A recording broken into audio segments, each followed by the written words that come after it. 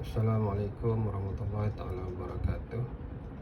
Kali ini saya akan kongsikan satu pengiraan faraid yang kita panggil dia melibatkan masalah aul.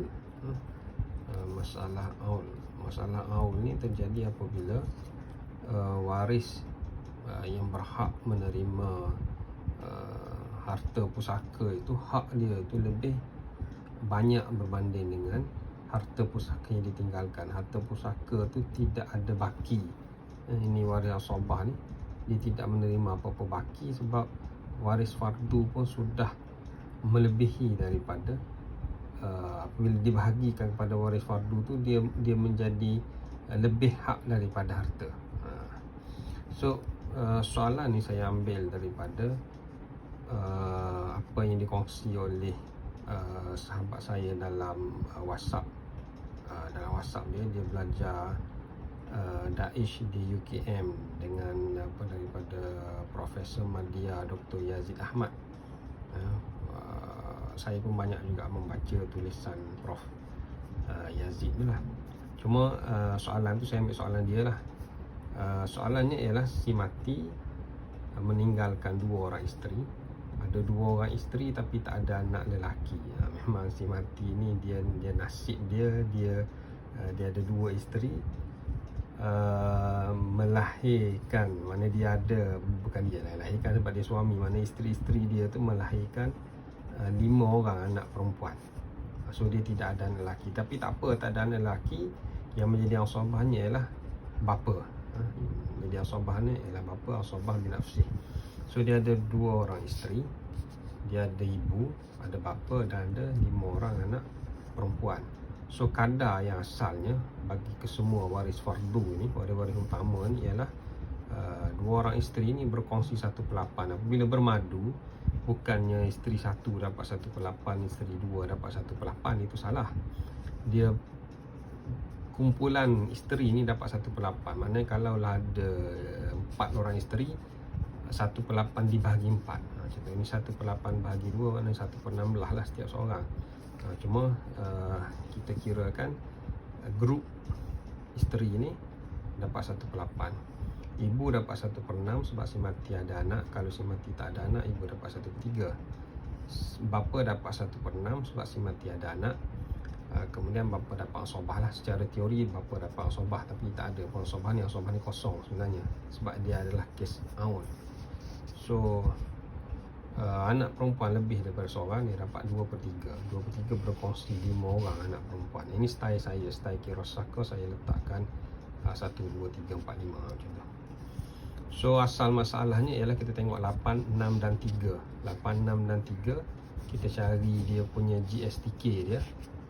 GSTK dia gandaan sepunya terkecil di antara 8, 6 dan 3 ialah 24. 24 bahagi 8 dapat 3. 24 bahagi 6 dapat 4. 24 bahagi 6 dapat 4. 24 bahagi 3 dapat 8. 8 darab 2 dapat 16. Kemudian kita tengok kat sini, dia angka-angka dia kat sini pun sudah pun melebihi angka asal masalah 24. Sebab 16 campur 4 20, 20 campur 4 24, 24 campur 3 dah jadi 27. Inilah yang dikatakan sebagai aul. Kita tingkatkan pembawah yang asal 24 sekarang dah jadi 27. Jadi setiap ni kita maintain lah 3/27, 4/27, 4/27, 16/27. Saya tak nak bincangkan aul tentang beza pendapat antara Sayyidina Zaid bin Thabit dengan Abdullah bin Abbas. Itu panjang, itu cerita lain. So kita just nak buat cara kira aja. So akhirnya ditingkatkan 24 ni jadi 27.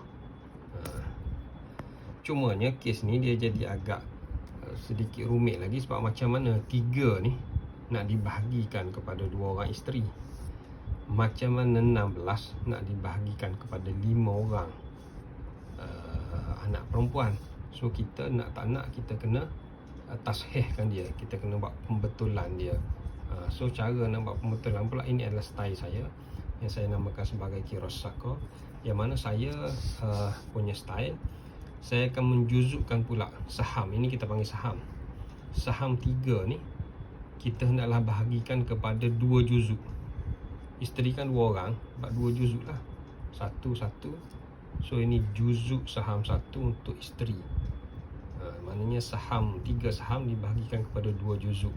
Satu lagi yang kita perlu bahagikan dengan yang ni, 16 saham ni dibahagikan dengan 5 juzuk. Sebab anak perempuan ada 5, dan setiap tu mewakili satu lah. Kalau ada anak lelaki, dia dua bahagian. So dia anak perempuan, dia bukan asabah bil ghairi ni, ini asabah bin nafsih. So dia tak timba isu 2 ni sebab satu, dia hanya semua satu je. Saham juzuk dia satu saja. So sini ada 5 ni merujuk kepada angka penjuzukan anak perempuan ni. 2 ni adalah penjuzukan untuk isteri. So dia ada juzuk saham 1, juzuk saham 2. So 2 dengan 5. Kita tengok angka 2 dengan 5 ni, kita tak boleh, dia angka berlainan. So dia bukan tamathul. Dia juga kita tak boleh nak tadakhul. 5 tak boleh masuk dalam 2, tak boleh. Dia juga bukan GSTK. 2 dengan 5 dia tidak ada angka GSTK lah, tapi dia ada angka kali, angka darab. Kita panggil dalam kitab faraid sebagai tabayun. Maknanya kita buat tamathul tak boleh, tadakhul tak boleh, tawafuk tak boleh. So kita kena tabayun. Dia ada 4 kaedah kat situ. So kita ambil tabayun, kita darab. 2 darab 5 sama dengan 10.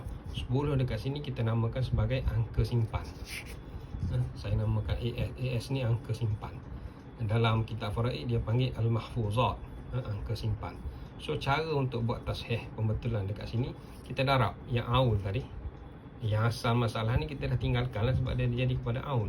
So aul ni 27 darab 10. Jadilah tasheh al-masail, dia panggil pembetulan kepada pengiraan. So 27 darab 10 jadi 270. Itulah pembawah yang muktamad. Jadi 3 dekat sini pun kita darab dengan 10 jadi 30. Tapi kita kena bahagi 2, sebab 2 ni lah yang dijuzukkan tadi. So 3 darab 10 30. 30 bahagi 2 jadi 15. So yang ni 4 darab 10 40. 4 darab 10 40. 16 darab 10 160. 160 kita bahagi dengan 5, sebab juzuk dia adalah 5. 160 bagi 5, setiap anak perempuan dapat 32.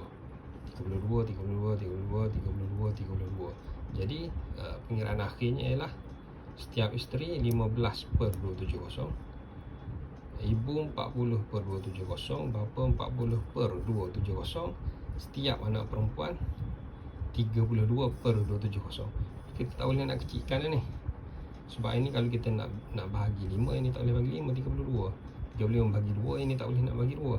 Ini memang angka yang paling kecil lah ni. Wallahu alam.